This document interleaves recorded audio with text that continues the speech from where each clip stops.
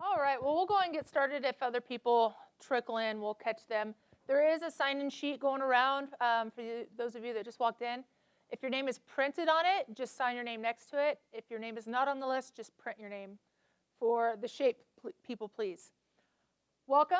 My name is Casey Tillman. I am an officer here on CSU with the police department. Today we're going to be covering safety, active assailant response is kind of the biggie, especially in today's current events and emergency procedures, kind of what happens when you call, when do you call, those types of things, typical responses from us, and those types of things. I would like this to be a discussion, so at any point that any of you have questions, want further clarification, please just raise your hand. That way we can have it a lot more of an open forum as opposed to just me talking to you, okay? Hopefully I'll be able to get through I have a lot of slides, hopefully get through those for the first hour. And then the last 30 minutes, I'm hoping to do a little field trip around the LSC here and kind of do some drills with you all. Kind of get your brains working a little bit about what we have talked about today.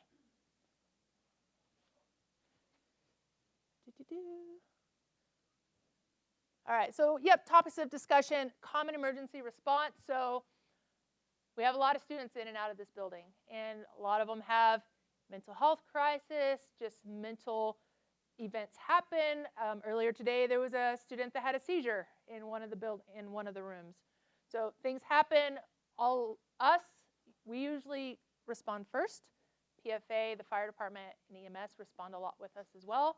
So it's kind of what that looks like, when to call, recognizing different threats and different emergencies, and kind of going from there. General safety and awareness, we're going to touch on that. And then, of course, the biggie is active assailant.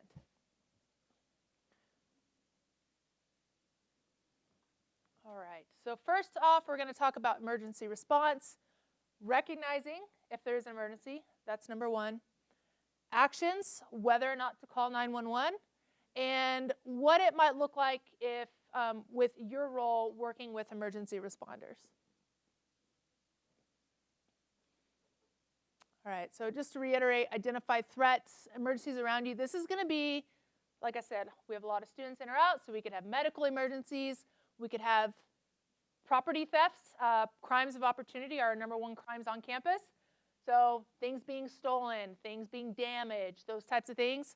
A lot of property and physical crimes. Be mindful of your surroundings. We'll touch a little bit more on that as well throughout the presentation. But the point I want to drive home on that is just be aware, teaching others around you to be aware, to stay out of the cell phone all the time as you're walking around, and just have an idea where you're at, who's around you, what's going on, those types of things. Know who to call, whether you want to notify your supervisor. Is everybody in here a supervisor? I'm trying to figure out who I'm speaking with.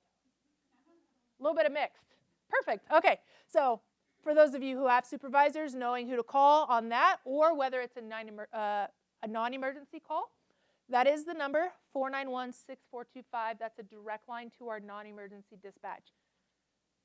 Whether you call that number or you call 911, it goes to the same person, right on campus here at Green Hall. So if anything besides what you deem as an emergency, you need help right now, you would call the 6425. Yes?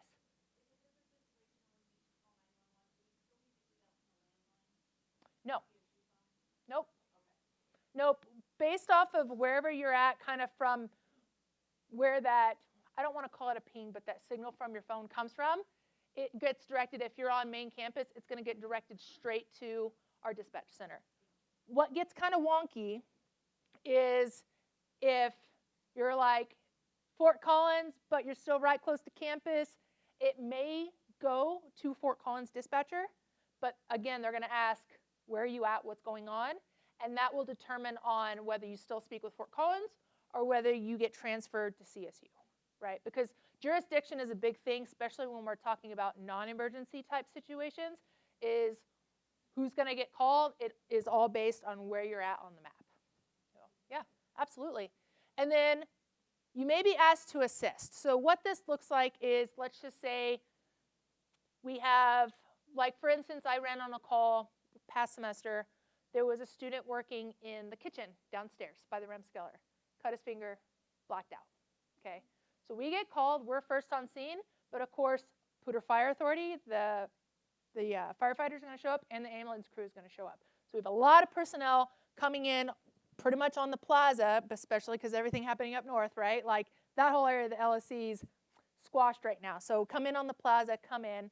What we did is we actually had staff assist us with letting fire and EMS into the doors, directing them down to the REM scaler, because I know a lot of that, especially for people of us that are those that are not affiliated, can have a hard time finding particular areas in our buildings because it can be kind of a maze. So you may be asked at some point, be like, hey, can you let fire and EMS? Can you direct them in? No, you're totally fine. Those types of things. So you aren't required to. We would like your help if you are able to do that. It just gives us extra hands because a lot of times there's one or two of us that are only helping, trying to navigate a whole bunch of stuff, and so your assistance is very helpful with that.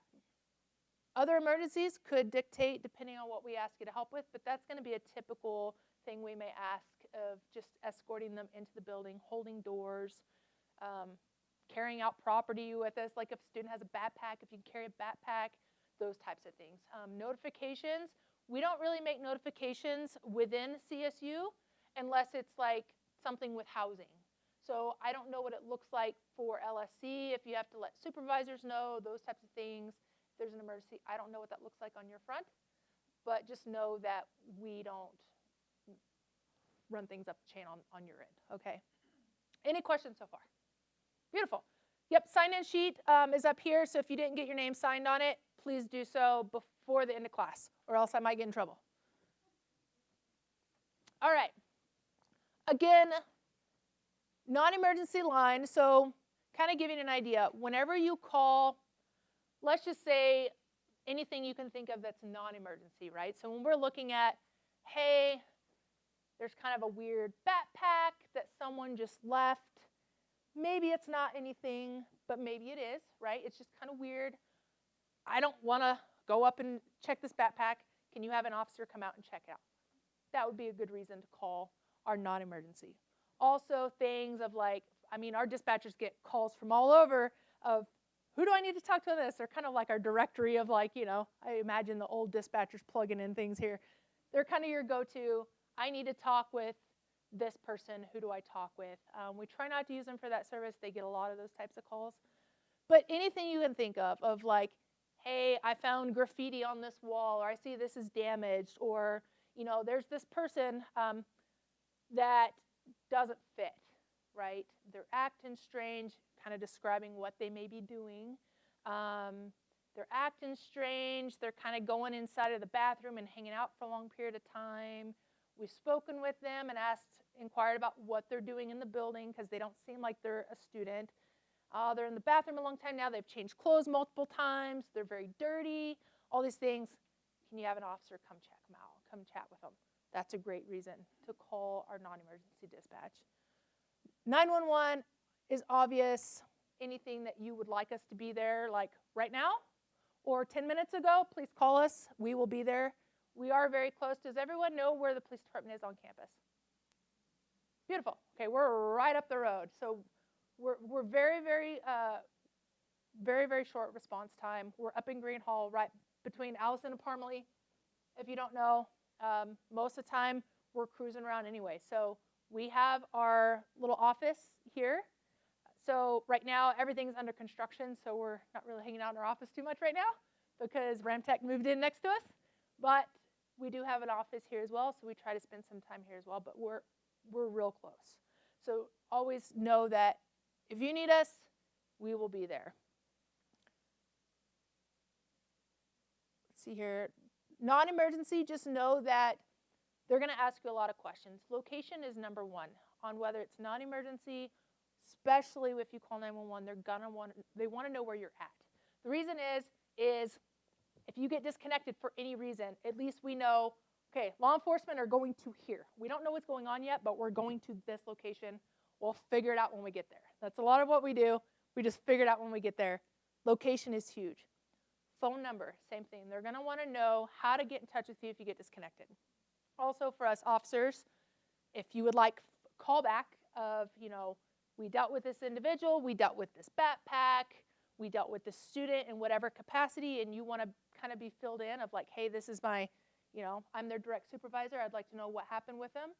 We can call you back at a phone number and kind of fill you in on kind of what went down, all right? What's the emergency? Of course, that's a 911 question. They're going to want to know, after location and phone number, what is going on. Try to be as precise as you possibly can. That helps us as officers when we arrive, having an idea of what we're walking into. We are trained that most of the time, the calls that we get into dispatch, a lot of times it's very different when we actually show up. Things have changed. People's perceptions are different of what is actually coming in, right, of what they're seeing, of what's happening. So we're trained to deal with that, but just try to be as precise as you possibly can of like, hey, there's this backpack that it's blue and black and it's at this chair next to the Taco Bell. At least we have an idea of where we're going, what it looks like, and any other details, right? If there was a person that was affiliated with that backpack that you saw, what direction did they go? What can you describe them? What were they wearing? What did they look like? Because we have cameras all over this building. So if we have an idea of time frame, if we have an idea of a description, what they were doing, we can hopefully, if the cameras are working, be able to find them on camera and track them, where they came from, where they're going, and be able to contact them that way. And stay on the line. So we have, most of the time, just one dispatcher upstairs. And they're taking your call, and they're taking 10 other calls. And then they're also talking to us out there pulling traffic and stuff. So they're very busy. So if they ask you to stay on the line, please stay on the line. That way they can keep touch base with you and everything like that for more information and those types of things. If they say, hey, you're good to disconnect, would you like a call back? That's typically when us officers will get back in touch with you when we're done with the call. Make sense? All right, any questions so far? All right. All right, so that's your typical just kind of basic emergency response. If you have any other questions or want more clarification on what that looks like, this would be a good time to ask those questions. If not, we're going to go into active assailant. Very good? All right. So two disclaimers. One, I'm not very tech savvy, so I have to go into another PowerPoint to play the video that I wanted to play here in a minute. So bear with me on this. This disclaimer also is just saying that the video that I'm about to play you is from the Department of Homeland Security of Infrastructure Protection. Also, we have a similar video on our website if you're interested that has a little bit more information, also is made by our department. So it has some familiar faces to you all. You can find that at police.colostate.edu. All right. This is when I do my fancy schmancy.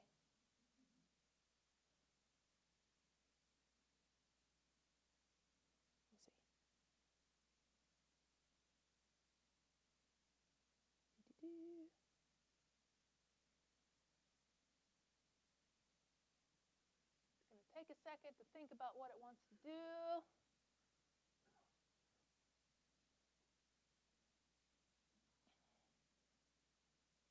Unpredictable and can evolve quickly.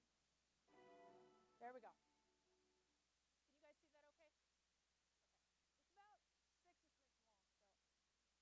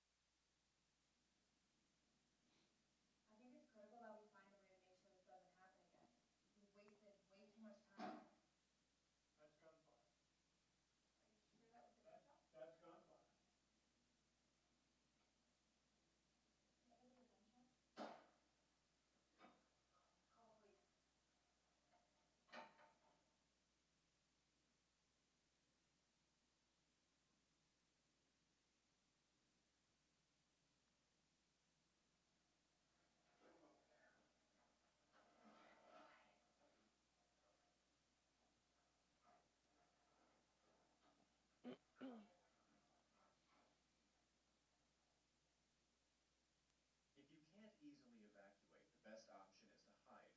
Lock the door, stay close to the ground, and try to find cover from any stray gunfire that may penetrate the walls. If you're able, call 911.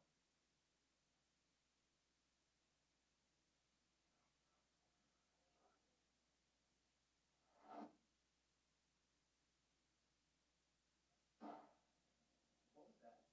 Sounded like a gunshot.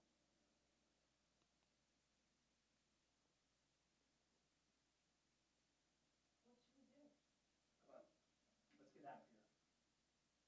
When possible, the best alternative in an active shooter event is to run. If your path is clear and you can safely reach an exit, evacuate as soon as possible. Of course, some may not have such easy access to a safe exit. In these situations, you must decide for yourself whether it is best to evacuate or to hide. As with any of these options, if you do choose to run, commit to this action. And remember, police will be arriving to assist you and to evacuate the wounded, so be sure to keep your hands up and empty as you clear the building.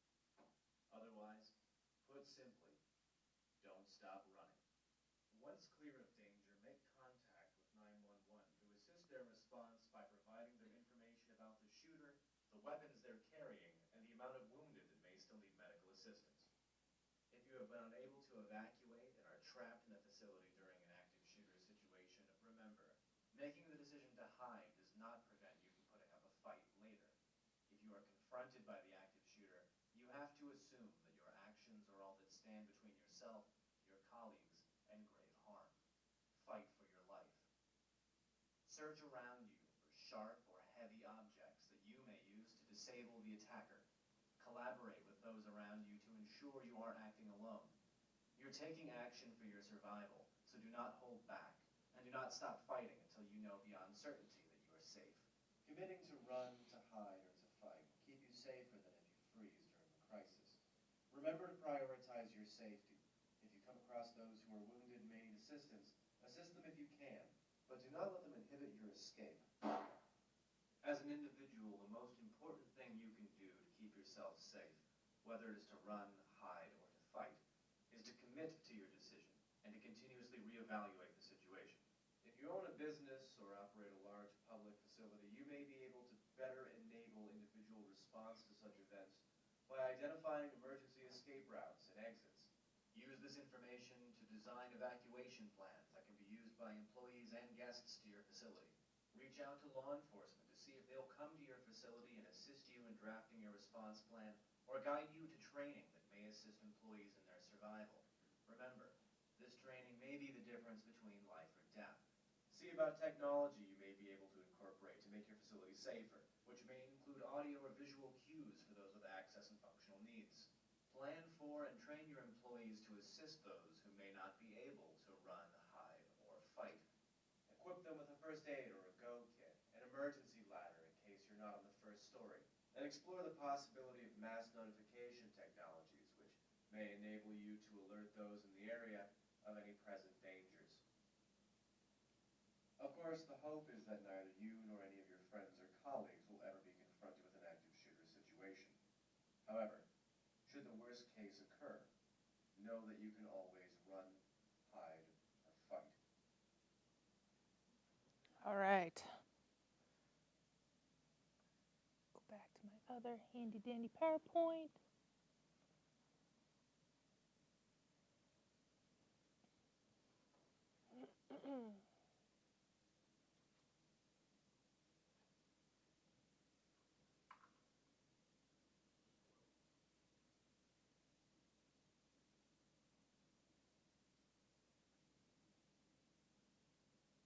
It's taking a long time to think about this one. There we go. All right, so I do applaud all of you for being here today. As that video said, preparedness is a big thing. And so having these trainings gives you information and knowledge on how to assist yourself and assist others. Hopefully that situation never happens here on campus, but us in law enforcement always plan for when it happens, not if. That's our mindset. And so going into this of already having some tools in your tool belt on how to address a potential threat at that point, good for you for being here. So thank you. Objectives today of what we're going to talk about on when we're talking about active assailant is describe the actions to take when confronted one. We kind of already talked about run, hide, fight. We'll go in more in depth on that. Increase recognition of potential community violence indicators. Describe actions to prevent and prepare for potentially violent incidences, and raise your level of awareness and commitment. All right, so we talked about awareness a little bit earlier. Think of a cat, right? They're always just kind of chilling in the sun, just hanging out, one eye open, right? Or slightly open. And their ears, you always see their ears just kind of going crazy, right?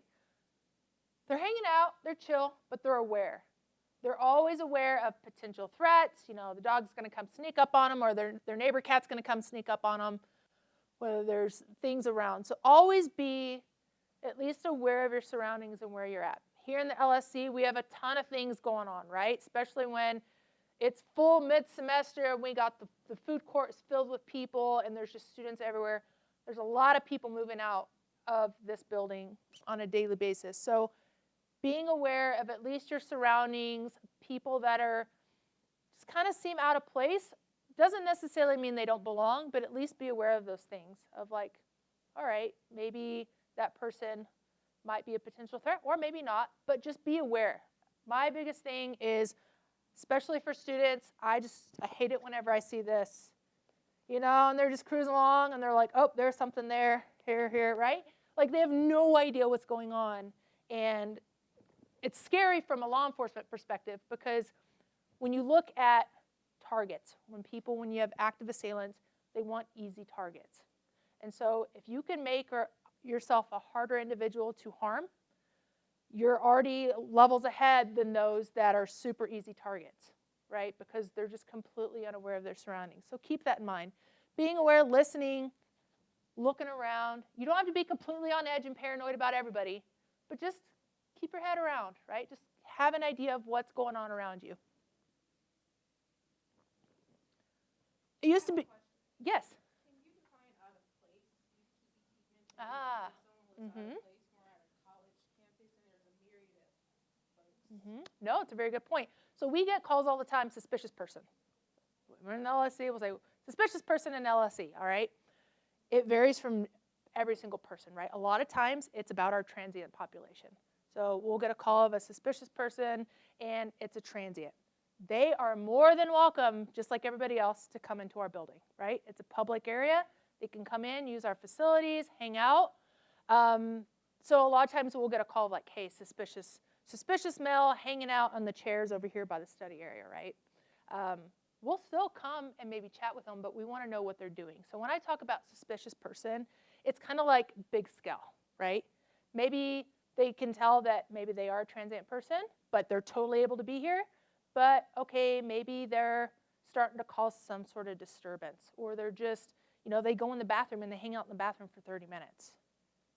Is that kind of odd? Yeah, I would say that's odd. You know, are they in there hanging around just trying to get away from people, or are they in there doing drugs? Like, what are all the different factors you start to look at when you're looking at big picture, right? So being a suspicious person, as you asked, and I like to say, is kind of, we call it the totality of the circumstances. So there's a lot of stuff that goes into what might make that person suspicious, but it's very individual, right?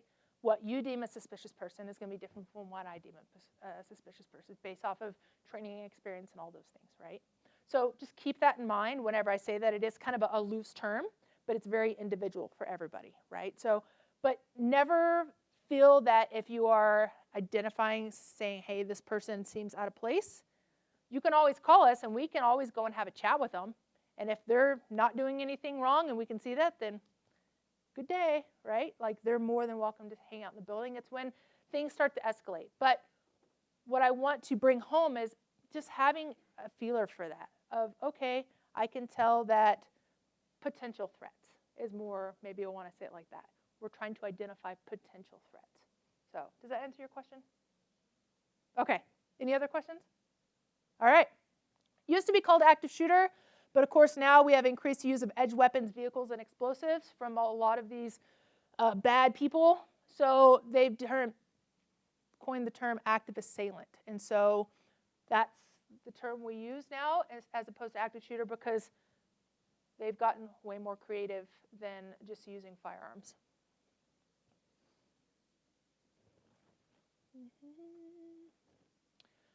Incidences. They are unpredictable and they evolve quickly. So what we see a lot is, typically there's two primary motives. So if there was an active assailant that came into this building, typically, especially if it's at like lunchtime, class change, those types of things, they're just looking for as many people as they can hit, right? Versus if they go into the Gifford building and they're targeting a single professor or those types of things. So it seems to be either they're trying to go for a large amount of people or they're going for one particular individual. So we look at that as well when we're looking at what kind of area they're going into. So if they're going to go out on the plaza or they're going to go here in the LSC or let's just say football games, right, anywhere there's a mass amounts of people, that's kind of typically what we tend to see, but it could be maybe they're going to one of the admin building or those types of things and want to target one or two particular individuals. So, but we never know, right? And it evolves quickly. They come in, they seem like the normal person kind of walking through here. They dress themselves as a student. They come up and boom, they pull out a weapon of whatever and mass chaos, right? And it happens very, very quickly. Again, common motives, we have anger, revenge, ideology, untreated mental illness. These are all players. Doesn't mean it has to be one over the other, and there's many others that play into this, but these are kind of some common ones that we see when we look at active assailants. And this last one, lives are often lost before law enforcement can establish control because of how predictable and how quickly it evolves. So when we start getting further into this, calling 911 as soon as possible gets us there that much quicker. We're just a few minutes away. Like I said, we're right up the street. So we're within a minute or two of getting here, which is a great, a good thing for us on campus as opposed to, let's just say, county, right, when you're hours away from wherever you need to go. Here on campus, we have us real close by. We have Fort Collins right next to us. County will be there. So we have a full team that would be responding very, very quickly in the event that we have an active assailant here on campus. Just some numbers to kind of throw at you. These are a little bit older stats, so they have changed. I don't have the new stats yet. 43% of the time, the shooting event is over before police arrive. This is, again, because they come in with a purpose. They come in, boom, mass chaos, hit whatever they're going to hit, and then, either they death by suicide or other means. If there's another person in there that's concealed carrying and they're able to address the attacker. But with us, again, we're real close. And based off of our tactics and everything like that, being able to enter the building quickly and address that attacker real quick. 12 minutes, average time until violence ends. 37, less than 5 minutes. Again, it could be a lot. This is just more national stats, so for us it's going to be less because we're just so close by. 90%, 98% of all active shooting events are a single shooter. And that's nationwide, and that hasn't changed. 97% of all active shooters are male, and 2% of shooters bring IEDs as an additional weapon. So this is a low probability of happening, but know that when we're looking at profiles for active shooters, they tend to be male, and just know that we will be in real quickly. Any questions so far? Okay. Some more numbers. 20% of active shooters move to more than one location. This is based off a lot of different factors. Again, if they're trying to get in mass chaos and hit a massive amount of people, they may just go in one location.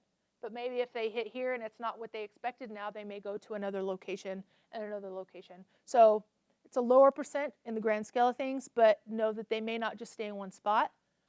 40% of all attackers are in workplace. 24% are in a school. 47% of officers alone are shot. So for us, when we're looking at response times and stuff like that, all of us are really close by. So we tend to wait. We might wait 5 seconds and wait till we have 2 or 3 other officers with us. our chance of survivability goes up 25% per officer that we get. So we go in by ourselves, there's a really good chance we could get shot and killed. We're no good to anybody. We wait 5-10 seconds. We have 2-3 other officers. Our chance of survivability goes up, and we have a much better chance of addressing that attacker than if we were by ourselves. 58% of attackers committed suicide or were killed by police. A lot of times that seems like that's just kind of their motive, right? They're going out knowing that they're probably going to be killed. 13% ended when unarmed citizens successfully restrained the shooter.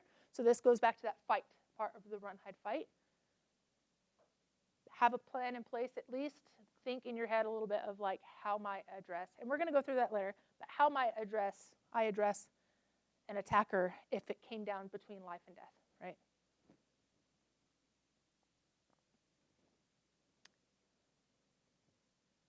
Again, 2.85 minutes. This is back based off of 2019 data, but we're way quicker than national average, again, because we're right here in the smack dab campus, and we're out and about, and very active, proactive approach to our policing. So we will be there very quickly if you call us. So just know that. But know that we are in Colorado, and weather changes very rapidly. Time of day, for us, if we're here at LSC and I need to get to education, building of education, it's going to be faster for me to go up on the surrounding streets probably and come back around and then go down on the southern side of the plaza as opposed to driving straight down the plaza during class change. So it seems like it's a longer route to get there, but it's much quicker when you have thousands of students just down the plaza and getting to where they want to go. And lights and sirens don't do much when it's class change. So just keep that in mind. Time of day, call volume. Again, sometimes we may have only 2 people on the street, 3 people on the street. And if we're got bombarded with calls, of course, active assailant is priority. But when we're just talking about just normal response times, we could be bombarded by multitude of different calls. Campus events, we have football games on here. You guys, have all of you been to a football game here on campus? So you know how crazy it gets, right, with all the people, especially when it's like mass let out, right? Everyone's leaving. So in order for us to get all of our response vehicles in there, roads are closed, people are around, vendors are around, it extends our response time because of just how congested it can be. Proximity of officers, maybe we're out at Foothills campus, maybe we're down at VTH and we need to get up here. Depending on, maybe it's rush hour traffic, maybe there's an accident on Prospect in College and we have to navigate around that to get here. So all those factors come into play when we're looking at our just typical response times. Same with weather, we get 6 inches of snow, it's going to be a little slower for us to get there than if it's 80 degrees outside. So when we start looking at the amount, our areas within campus that can hold lots of people, right? We have our stadium, we hold a lot of people. We have our concert halls, the UCA, hold a lot of people. Any of the rooms here, we have, you guys probably know this building a little bit better than I do, but like we have the capacity to hold a lot of people here on campus at any given time. And then if we have, political figures on campus doing speeches, those sort of things, it increases the amount of people that we have just by it. So when we have active assailant wants to come in and do damage, this is Gifford Hall, or not Gifford, the concert hall there at UCA. So if you go in here, right, there's multiple exits. So we're going to be paying attention to that here in a little bit of where your exit's at. For any building that you go into on campus, you want to make sure you know your exits. And this is good when you go to a restaurant, go to a movie theater. Again, that little bit of extra awareness of knowing how do I get out of this building if I need to get out real quick will help decrease that time of you being able to get out safely. So, we have 500 people in our concert hall. What do we do, right? Like, if you're sitting right here and, an active assailant comes in and just starts shooting up, you have your run, hide, fight model. And that's going to be key for anywhere you're at. So again, if you know where your exits are, you can run quicker. But also know that you have 499 other people around you that are trying to do the same thing. Some people are going to freeze because it's just natural instinct when we have something that's so chaotic in our head just trying to process it. Some people freeze. Some people run. So just kind of being aware of that. If you can run, run. Know where your exits are. Get out of the building as fast as you can. If you can't, knowing you may have to hide. You may have to hide, behind one of these seats in one of the aisles. There's a sound booth that's like up a little bit further up here. Maybe you can get up there and get in the sound booth. There's all of these areas behind that has all the equipment. There's a basement. There's 100 different ways you can hide in this building. But no, it is an option. Fight is your last-ditch effort. If you're in there and you don't really have anywhere to hide, or you're hiding and your hiding spot is given up now and they know where you're at, just have a plan in your head of, now I need to fight for my life. And so having that mentality will help keep you alive. Here at the Student Center, so everyone knows where this is here. Again, it's packed with people. You're just hanging out, having lunch. Students are studying, and all of a sudden, a person just walks right into the LSE. What do you do? So again, knowing your exits or where you are in the building, knowing, like in that video, there was a person in a wheelchair, right? Knowing of the people around you, again, being aware, the people around you, maybe you need to be able to assist that person down the elevator, right? Last-ditch effort, they may not be able to go down the elevator depending on the circumstances, so maybe you have to help carry that person downstairs. Just, again, being aware of your surroundings and helping everybody get out of the building as fast as you can, if at all possible. Here at Moby, again, tons of people, but knowing your exits. How many exits are in this building? Yeah, right? So no, you have your upper and your lower concourse, right? Each one has the 4 exits, but then you have, your north and south concourse as well, which have tons of exits. Downstairs has tons of exits out of Moby. So anytime you're going to a game, big event, you're going to an Eagles hockey game, whatever, just know, pay attention to your exits. That way, if hopefully nothing ever happens, but if it does, you at least have an area of where you can run and get out.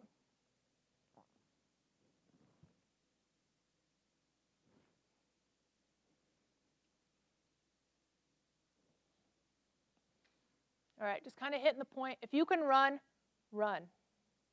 Know where your exits are. Be aware of your environment, possible dangers, and nearest exit. So we've covered the exit part pretty hard. Environment, just know, what does the flooring look like? For us, environment, there's a lot of students. It's pretty open, but there's a lot of students. There's a lot of levels, right? We have stairs and we have elevators, knowing where those things are. Possible dangers, are there physical dangers? Are there, is there a giant spill in the middle of the hallway that if I run through that, I might twist an ankle or fall down? It sounds silly, but those are things that if you're running, you may just completely not even think about it. Warning individuals not to enter. If you see people like, hey, come this way, trying to help just direct as much as you can to either get out of the building or get into a safer location, because not everybody will be aware. So getting others help to evacuate as much as you can. And know that not everybody is going to follow you. Again, whenever there's mass chaos and things are happening and each individual is trying to process all that, you telling someone, hey, come with me, may not even process at all, because they're just trying to figure out what is going on in the first place, that they may not even recognize the words that are coming into their head. So you may have to actually physically grab somebody and pull them, right? So just keep that in mind of our body's ability to process mass chaos and just trauma and those types of things. Everyone processes them different. Leave your belongings. Don't try to grab your, $2,000 laptop and all this other stuff. Try to grab your phone if you can. But even if you leave your phone behind, just get out of the building, right? You can always replace a phone. I know people, when they pay a whole bunch of money for an Apple phone, they want to keep their Apple phone. But if you need to leave your phone behind, leave your phone behind. Just get out of the building, get to a safe spot as soon as you can, and help others, okay? Know this, keeping your hands visible at all times. So whenever we arrive and we start looking at people mashed, because we know people are going to be running out of the building, we're evaluating everything, right? we're sizing up the scene, we like to call it. So we're looking at what does the building look like, who and what is coming out of the building, what's in their hands, right? We want to make sure that maybe the active assailant hasn't gone into the group that is evacuating the building and trying to make an escape, right? We're looking at hands. Make sure you follow instructions. If we're telling you to, put your hands up in the air, put them on your head, put them up in the air, put them on your head, right? It helps us. There's not going to be a lot of describing what we need you to do. It's going to be like, hey, do this and go kind of thing, because we're trying to get control as fast as we can, and that's kind of how we do that. A lot of people are going to be calling 911. Don't assume that anybody else is calling 911. Call 911 as soon as you can and when it's safe to do so. We also have the text option. So you can always text 911. The biggest thing is if, let's just say, you are hiding somewhere, try to turn your phones on silent. Because, again, they're looking for that easy target. They're trying to get into rooms that are easily available.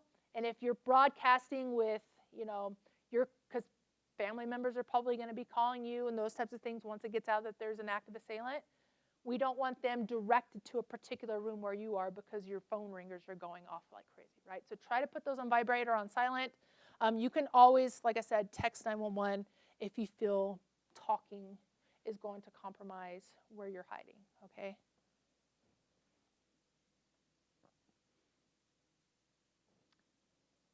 Hide. So know that you want to, so there's cover and concealment, okay? So concealment is going to conceal where you're at, right? You're hiding behind this table, right? You prop this table up, you're hiding behind it. Person comes in, they can't see that you're hiding behind the table. However, bullets will still go through this table. So when we're looking at cover, you're looking at things that are going to stop bullets or stop the threat. If it's a knife, whatever, right? Concealment just hides you visibly. So keep that in mind when you're looking at places to hide wherever you're at, if hiding is your option that you need to take. Know that, and of course, we're going to go in a few different rooms and look and see what our options are, but your only option may be a filing cabinet and a table. That's better than nothing, but also know that you may be, led into having to fight because this doesn't stop bullets. So just keep that in mind when you're looking at things to hide behind. Bullets still go through a lot of things. Stay out of view, that's part of that concealment. Again, you don't want to be an easy target. So if you're hiding, you're quiet, they may come through and be like, oh, there's no one in there, let's go to an easier target, right, and just bypass you. Secure the room. We're also going to look at this, but let's just say we're in this room right now and we get an active assailant that walks in, right? Let's just say they come in on the main floor. You can hear a lot of screaming, all that, maybe hear gunshots. What are the things that we have in this room right now in order to be able to secure the room? Anybody? Right? Yeah, put me front and center. Yep, no, I'm not here. I'm not here yet. Yes. So biggest thing is, okay, we want to running. Let's just say running's not our option, right? Because if we look at where we're at, maybe we think since we're elevated, right, maybe we don't know exactly where the shooter is, but we think that they're right there at that stairwell, right? So running out of this room that way, probably not an option. Running out this way might be an option. So some people, again, everyone's going to be different. So some people may just run, right? Other people will be like, nope, we're going to lock the doors so we can close the doors. We can also start piling as much as this furniture as we possibly can in front of the doors, right? Again, we want to make ourselves hard targets. So what I would say is you can always get these tables and stand them up in front of these windows, right? In all the windows, standing up tables, putting in front of the doors, stacking chairs on top of each other, grabbing this, putting it in front of the doors because it's a little bit heavier and bulkier, because they're going to be looking for an easy target. So if you put yourself in here and block all visible access, they can see, oh yeah, there's probably people in there, but if they go and try to just push on the door real quick, they know their time's short because we're coming. So if they don't want to sit there and fight with that door for too long. So if it's hard for them to get that door, they're going to go to another room, right? Remain silent. Again, putting your phones on silent and putting as much furniture as you possibly can to limit their visibility and stuff to hide behind and potentially give you cover from gunfire. So keep that in mind. Any questions? All right. Oh, yes, another thing too. So we look at doors. So the door right behind you, sir, there, it opens out. So if I put a whole bunch of stuff, yeah, if we close it, it may be locked from the outside, but let's just say it's not locked, right? It's completely unlocked.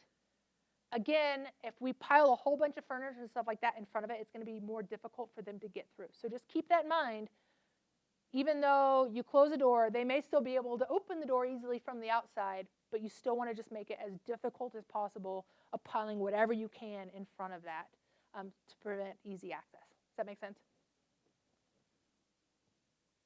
So here's kind of a picture. Again, this is a bunch of like school chairs from like a high school or whatever. Just put them up as much as you can and make it as difficult as you can. But also know, this is not cover, right? It does not stop bullets. So you don't want to stand right behind that because they may try to, shoot a few rounds off through that just to hit whatever they can before they move on. So stand behind maybe where this guy is or even further on areas that are going to stop bullets as opposed to right behind all your chairs, okay? Here's some different pictures of what schools have done in the past, but again, you want to make it super difficult to get in that room. That's kind of key. And then, of course, they're over here, they're, excuse me, they're away from the door. They have their phones out. Just make sure your phones are on silent. And then, because your family members are going to be concerned for you, so you can, by all means, let them know and all that, but just try to be quiet about it. Fight. All right, so again, last resort. You can't run. There's not really any good place to hide or your hiding spots. They found you.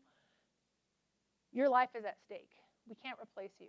So fight for your life. And there's anything in there. What do you think we have in this room right now that you could use as a weapon? I'm not here. Chair. Yep. Water bottle. Yep. What else? Yep. Yep. Keys. Mm-hmm. What else? You can damage as much property in this room as you want.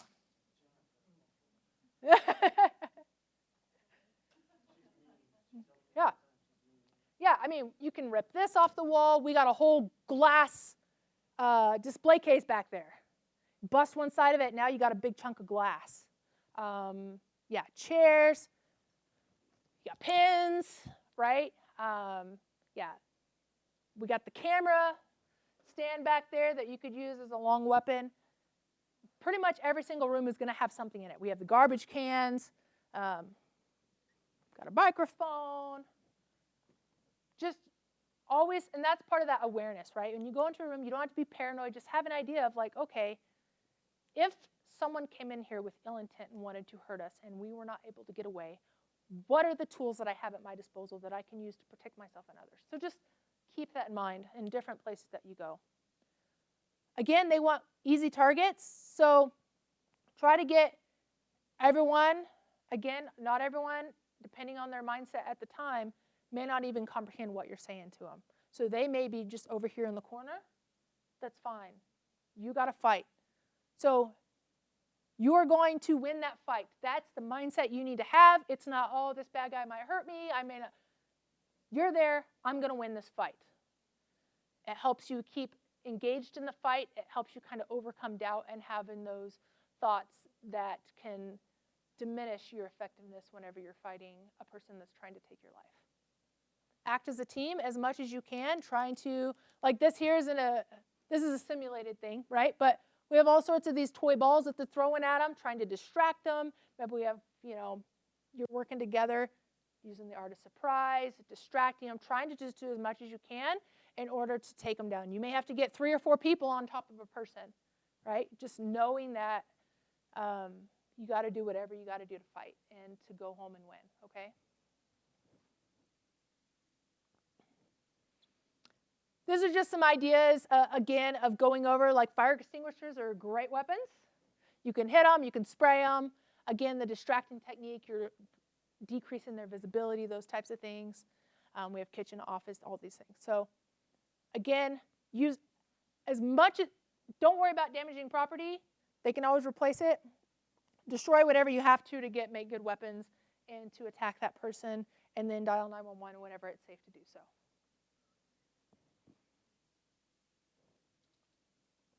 This is our dispatch center here, so just know that whenever you're safe to call, again, they're going to want to know what the location is. So we can get, regardless of whatever's happening, they know, okay, law enforcement officer going to room 322 at the LSC right now. We'll get all the rest of the information later, right? So at least we're on the way. Number of suspects, they want to know physical description, what type of weapons, if you saw anything, what were they doing, how many of them are around. Number, location of potential victims. This is a good one for us to know as well. So we know how many ambulances and those types of things we need to start rolling our way. Like I said, hopefully it never happens here. In the event that it does, we're going to have us, we're going to have all of Fort Collins, and we're going to have county, and it's going to be, we're going to have a lot of people coming to assist and to take care of the issue. So having an idea of the number and location of potential victims, that way, because they're going to be shutting down streets, they're going to be shutting down buildings, it's just going to be mass chaos. Tons of first responders are going to be coming in to address the issue, and we need to have an idea of what we might be looking at whenever we're looking at responding units. So keep that in mind.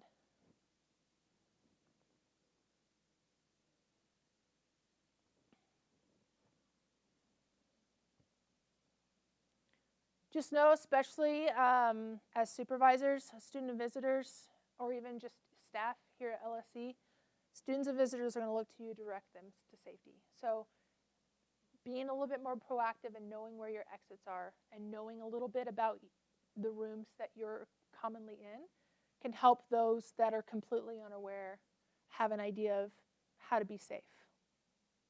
So again, being prepared, remaining calm, lock and barricade doors if you have to,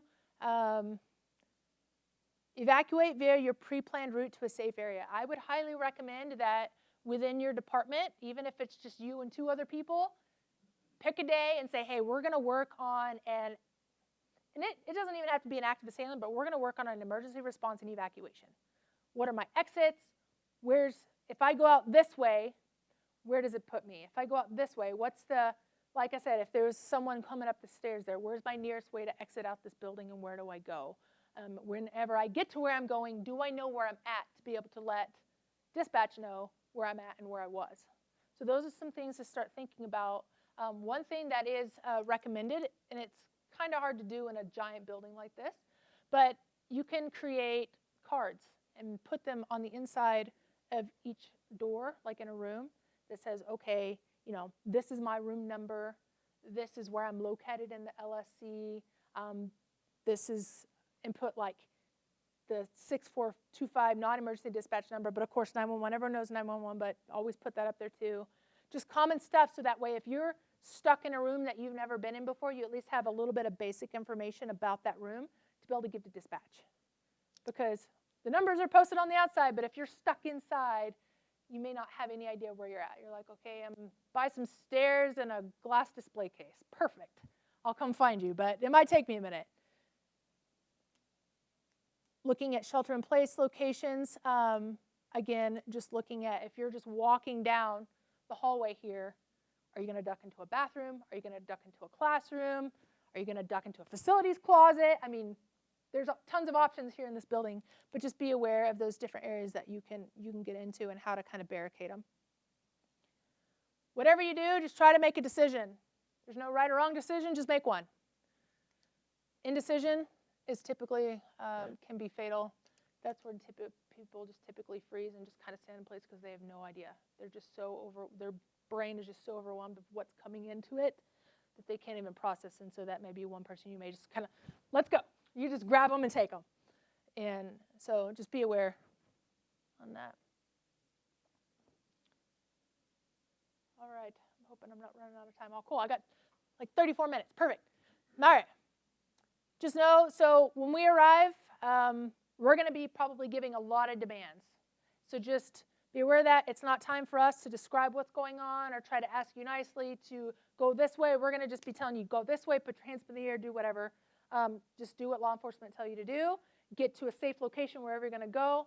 Whatever, if you have Like I know, of course, like housing, right? If they have an evacuation drill, the RAs and RDs will take account of what their group they're responsible for. That may be something that you may want to implement in your department of like, hey, I've 20 people that are in here today. I want to try to find my 20 people, and this is the place we go to for evacuation, right? Maybe we're going to meet at Warner Natural Resources. That's our evacuation point. Let's go there and let's collect there. So just have some idea of some game plans, and those game plans may not even be able to be effective because whatever threat came in, it was completely different than what you planned for, but at least you're starting to get the ball rolling on thinking about your options.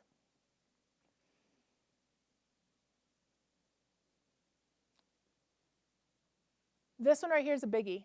Officers' first priority will be finding and incapacitating the suspect. So no, as first responders, if we are the very first team in, so if I have me and 3 other buddies and we're going in, we're the first officers in, we may be having to step over people that are injured. Let's just say one of you are injured, just know we will be stepping over you to go and address the attacker. It's not anything against you. We're trying to stop the killing. That's our number one priority. We will keep an idea of, we may be able to send you, hey, here's a tourniquet, here's some gauze for compression for your wounds, whatever. If you can get up and run and get out, we'll be like, get out, go that way. Or you may be like your leg is injured and you can't move, stay in there, but just know we're not going to be stopping. Our first team in is not going to be stopping to address your medical needs. We will get to you as soon as we possibly can, or there is probably going to be another team right behind us to come and help you out. But our first and only priority is to stop the killing. Okay, so just keep that in mind for the first team in. That's our number one priority. You'll see a bunch of different officers. We'll have plain clothes, we'll have SWAT, we'll have this blue patrol uniform, and again, we'll have Fort Collins, we'll have county. They each have their own SWAT team, so there's going to be a lot of people coming in and out. So you'll see a lot of uniforms. So just know we're all working together for the same reason, and just kind of listen to what they're telling you. Any questions so far? It's a ton of information. It's not a very fun subject, but trying to get through here. These are some things. So whenever I start to think of kind of that, I wouldn't even say suspicious person, but maybe suspicious behavior, right? Maybe it's a colleague that all of a sudden now is withdrawing from their normal duty assignments. Doesn't really want to come to work, is normally an outgoing person, and now they're not, or vice versa. We have a pretty drastic change of behavior. Maybe now all of a sudden they're disruptive, or they're threatening things when they used to not. Isolation is a big one. Policy violations, repeated policy violations when it wasn't a normal behavior before. These are all things to keep an eye out for. Paranoia, explosive outbursts. Could this be some sort of mental illness that is just now presenting itself? Possibly. 18 to 25 is kind of the range when mental illness and those first kind of signs start showing up. So maybe you have a student that's on your team and everything's been hunky-dory and all of a sudden just something changes, right? Maybe they're having their first mental break and it's completely new and crazy and confusing and they don't know what's going on. That might be somebody that just be like, hey, if you don't want to talk to me, we have counseling services. We have this whole team of people at CSU to help you out.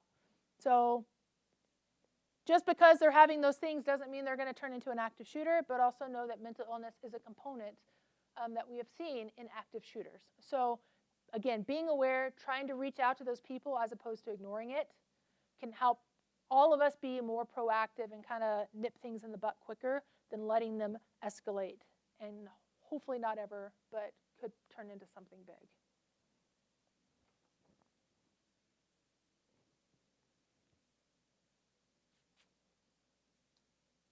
This is kind of on the employment side, but effective screening and background checks. You see something, say something kind of system that we have on campus, also within Fort Collins. If you see something that's a potentially violent behavior or something that's completely off from what that person normally was, report it. That way we can get them in touch with counseling services and case management and all that, and hopefully be able to nip it in the butt quick, because maybe it is their first mental break, and now they just have no idea what's going on, and we can help them, and they can get the treatment that they need, or a counseling session may be able to address what's going on, and they're good to go.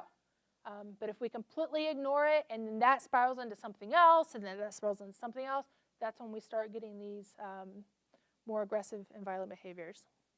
So yeah, we have the Tell Someone system on campus. We also have online health safety referrals, and then of course our non-emergency dispatch line. That's a good number to call as well to report anything that you see. And we do welfare checks all the time. So it's one of those, hey, I have a student member or I have a fellow employee that something's going on with them. I would just like a welfare check. We do that all the time. So don't hesitate to request that from our department. All right, Virginia Tech. So, see here.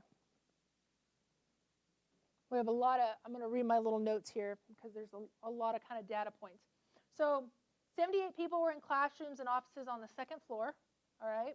And if you see these little windows, they're like tiny little windows. So it's not something you can like crawl out of and jump out the window, right? And then we're kind of like a long hallway, and there's like 6 different rooms kind of on the side of that hallway. 33 of them sat passively during the attack. 22 killed, 8 wounded, all right? 19 of them took action and jumped from the second floor. 2 killed, 3 wounded.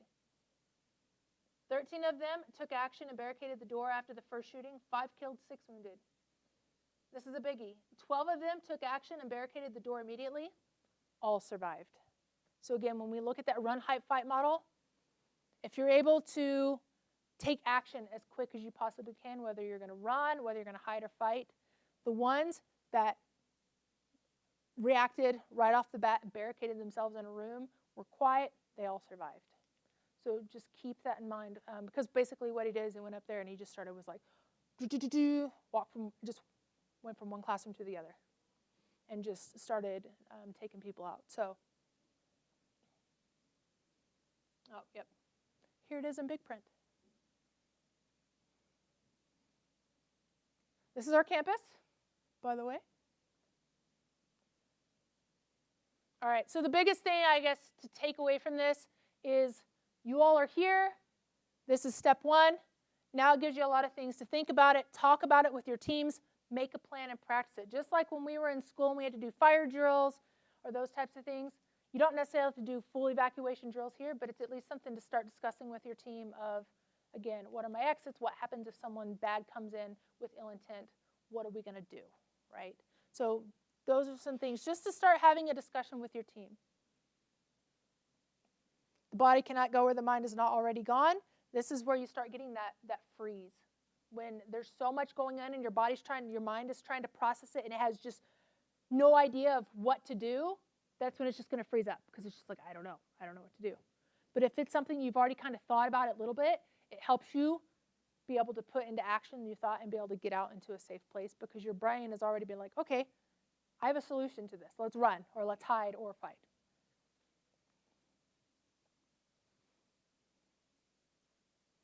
Yeah, this very last one, lizard brain, it's kind of that last one of like things are happening. It comes down to predators or prey on that point. So when it comes down where if you have to fight for your life, you're going to win. So keep that in mind. All right, so these are all different school shootings.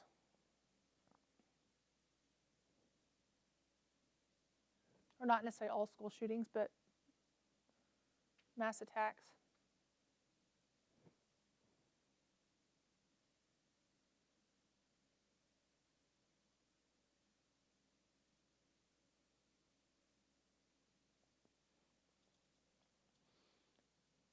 Again, going back, implementing and strategizing as your best bet and being proactive and an active assailant. Semester safety meetings, those are something great to have. Again, with your team, or if you want to do it collectively, this is a great start, having this SHAPE conference and having me come and speak. So I thank them very much for asking me to come speak with you all. Audit your workspaces in your buildings. Have an idea. Again, excuse me.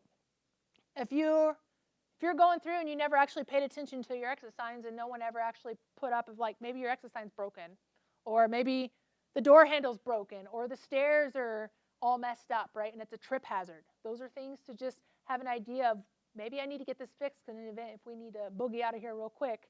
I don't want to have to trip over this and break my ankle, right? So just some things to think about. Keep it simple.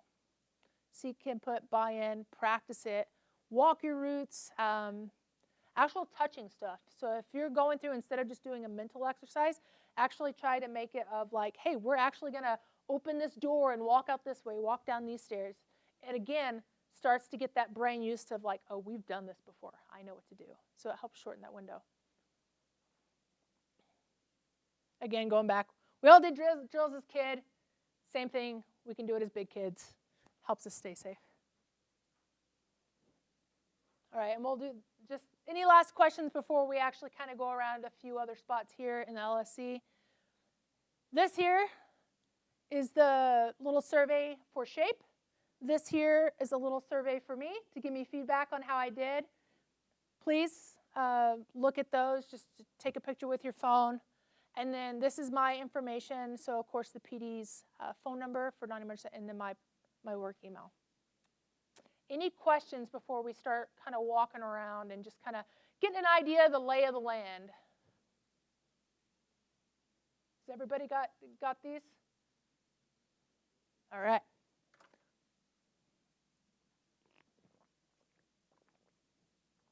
All right.